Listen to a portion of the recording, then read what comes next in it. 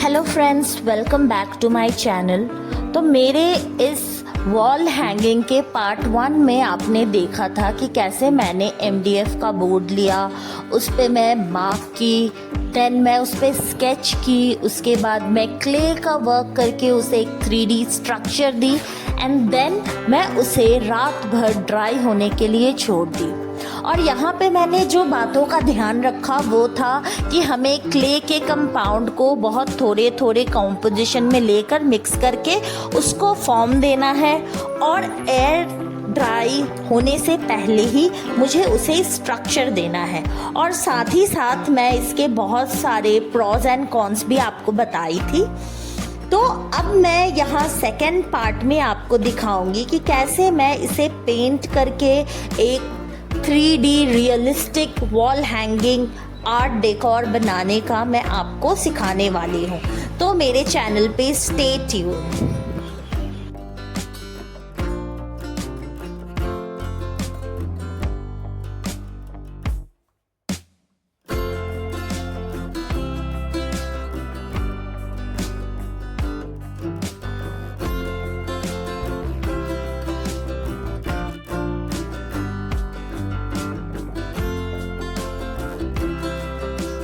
अब रात भर के अच्छी तरह ड्राई होने के बाद कंप्लीट है।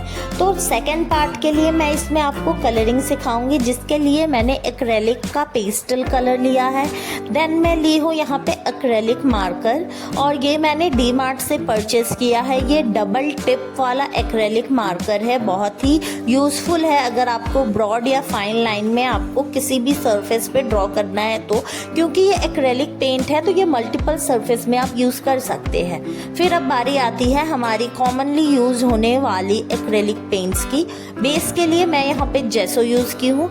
उसके बाद यहाँ पे कुछ मेरे कलेक्शंस है पेंट ब्रशेस के, जिसको यूज़ करके मैं इस पे पेंट करने वाली हूँ। तो चलिए अब पेंटिंग के प्रोसेस में चलते हैं। तो पेंटिंग करने में मैं सबसे पहले यहाँ पे अपने बेस पर जेसो अप्लाई करूँगी, जिससे मेरा जो सरफेस है वो बहुत ही इवन हो जाए, स्मूथ हो जाए और एक वाइट कलर मुझे दे, ताकि मैं जब इस पे एक्चुअल कलर अप्लाई करना स्टार्ट करूँगी तो वो बहुत अच्छी से निखर के आए।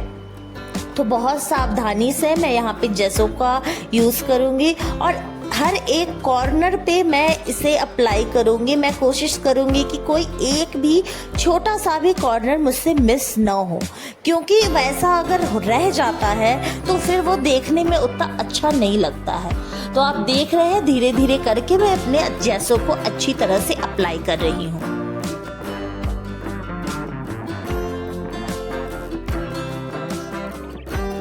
जेसो अप्लाई करके मैं इसे कम्प्लीटली ड्राई होने दूंगी और यहाँ पे मैं एक्रेलिक मार्कर की ही हेल्प से एक आउटलाइन ड्रॉ करूंगी, जिससे मुझे अपनी पेंटिंग करने के लिए भी एक फ्रेम मेरा तैयार हो जाएगा। क्योंकि मैं प्रोफेशनल आर्टिस्ट हूँ नहीं, ताकि मुझे वो मेजरमेंट्स, वो प्रपोर्शन मुझे पता रहे कि मैं कैसे पेंट करूँ, कलर करूँ।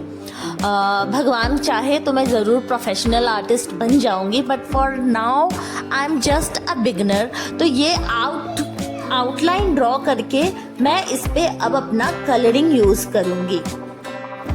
कलर करने के लिए सबसे पहले मैं यहाँ पे स्किन कलर का टोन यूज़ करूँगी, जिसके लिए मैंने वाइट पे थोड़ा सा ब्राउन और ऑरेंज का अच्छी तरह से मिक्सिंग किया है। इससे एक परफेक्ट स्किन टोन बन जाएगा। अब इस टोन को मैंने जितने भी स्किन के एक्सपोज होने वाले पार्ट है उसको मैं अच्छी तरह से पेंट करूँगी, और बहुत सावधानी से ज़ीरो मार्क के ब्रश से बहुत बारीकी में काम करूँगी, ताकि ये स्पॉइल ना हो।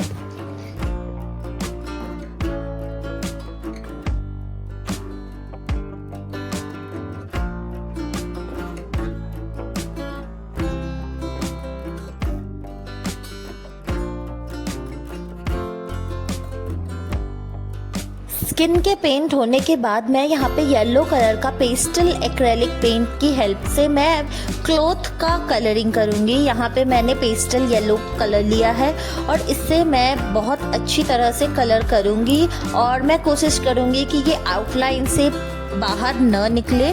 और यहाँ पे मैं पेस्टल कलर का यूज़ इसलिए कर रही हूँ ताकि पेस्टल कलर है वो बहुत अच्छे से हाईलाइट हो सके। अब मैं यहाँ पे टर्बन को यूज़ करूँगी। टर्बन आप मल्टी कलर में भी बना सकते हैं, क्योंकि राजस्थान का जो टर्बन होता है वो वाइट, मल्टी कलर, बहुत तरह तरह के होते हैं और वो देखने में भी बहुत प्रिटी लगते हैं। तो धीरे धीरे करके आप अपनी पसंद का कलर अपने इस आर्ट में डाल सकते हैं। आप चाहे तो एकदम ब्राइट पैलेट बना सकते हैं और कोशिश करिए कि एकदम ब्राइट कलर का आप यूज़ करें, क्योंकि राजस्थान और गुजरात जो है वो बहुत वाइब्रेंट कलर का, मतलब कहीं भी आप मैप में इसे लोकेट करेंगे तो वो बहुत वाइब्रेंट मल्टीपल कलर में उसका बहुत कलरफुल यूज़ कर सकते हैं। और मैं यहाँ पे जो मेरा बेस है उसे मैं पैरेट ग्रीन कलर में डाल रही हूँ। कुछ भी मिक्सिंग करने की मुझे ज़रूरत पड़ी नहीं, क्योंकि मेरे पेस्टल कलर वाले किट में ये वाली ग्रीन कलर ऑलरेडी अवेलेबल थी। और अच्छी तरह से बारीक बारीक कोनों में भी मैं जाकर अच्छी तरह से इसे कलर करूँगी। एक बार ये बारीक वाला काम हो जाए तो जहाँ पर ज़्यादा सरफेस है वहाँ पे मैं 2 या 3 नंबर की ब्रश से सरफेस को ड्रॉ, मतलब कलरिंग कर सकती हूँ।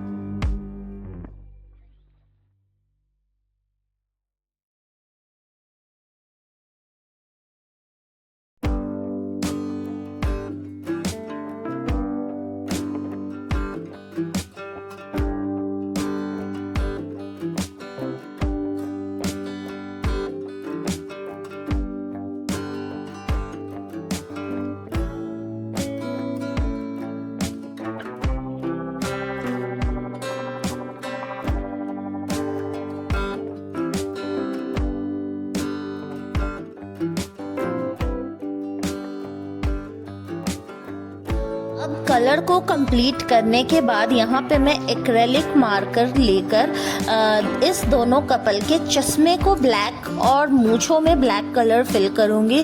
अगर आपके पास एक्रेलिक मार्कर नहीं है तो कोई बात नहीं, आप इसकी जगह में एक्रेलिक पेंट को ब्रश की हेल्प से कर सकते हैं, वो भी बहुत अच्छी तरह से हो जाएगा। बट मैं यहाँ पे मार्कर को इसलिए यूज़ करी हूँ ताकि इसकी फाइन टिप के थ्रू मैं एकदम बारीकी से बारीकी कॉर्नर को भी फिल कर सकूं।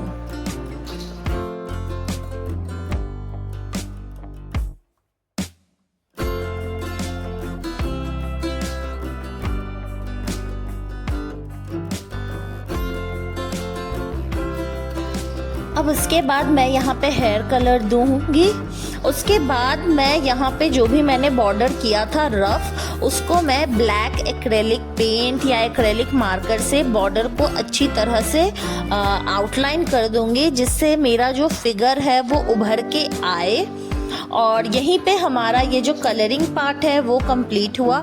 अब आप चाहे तो पेंट की और ब्रश की हेल्प से क्लॉथ को थोड़ा अच्छा हाईलाइट कर सकते हैं, डिटेल कर सकते हैं। मैं यहाँ पे एक्रेलिक मार्कर की हेल्प से ही डिटेलिंग कर रही हूँ। ब्लाउजेस में कुछ फ्लोरल पैटर्न डाली हूँ, कुछ साड़ी के बॉर्डर में डाली हूँ। यहाँ पे मैंने जो एक जेंट्स को बनाया है उनके कपड़े में भी मैं यहाँ पे लाइट और डार्क कलर का कॉन्ट्रास्ट में ही मैं डिज़ाइन बना रही हूँ, जिससे ये देखने में एकदम बोरिंग ना लगे, थोड़ा अच्छा लगे।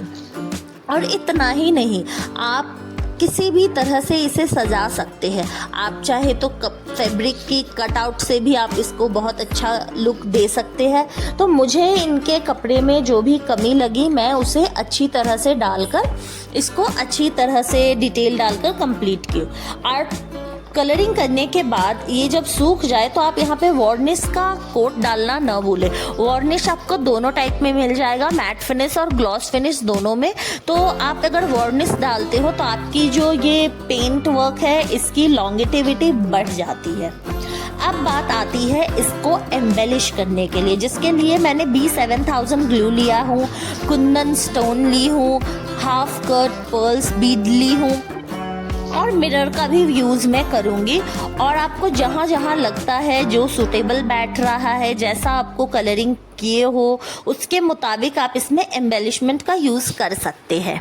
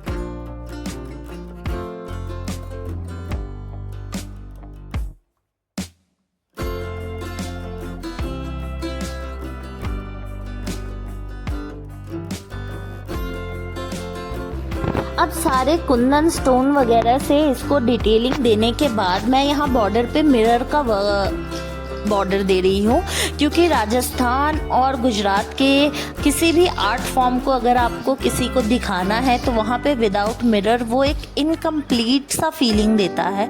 तो इसीलिए मैं यहाँ बॉर्डर पे मिरर को पेस्ट कर रही हूँ फेविकॉल की हेल्प से, ताकि एक शाइन, एक थोड़ा उसमें लाइवली लगे हमारी जो आर्ट वर्क है। और मेरी जो बैकग्राउंड है इस आर्ट पीस का, उसमें भी मैं मिरर की हेल्प से एक फ्लोरल डिज़ाइन बना रही हूँ।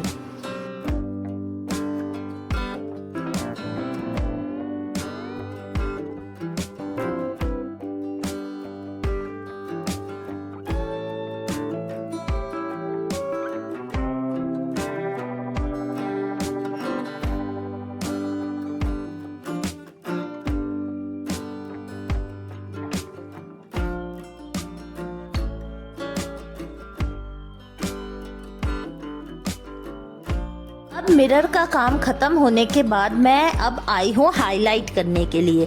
तो जो मैंने बेस दिया है ब्लैक कलर का, उस पर मैं गोल्डन हाईलाइट करूँगी और जितने भी वाइट एक्सपोज पार्ट है जैसे काउरी शेल्स जो मैंने वर्ड्स लिखे हैं उस पर मैं सिल्वर का हाईलाइट करूँगी, ताकि लाइट में ये एक शाइन दे, इसकी जो रिफ्लेक्शन हो वो हमारे आँखों को अच्छा लगे। और इसी के साथ हमारा ये आर्ट वर्क बनकर कंप्लीट होता है।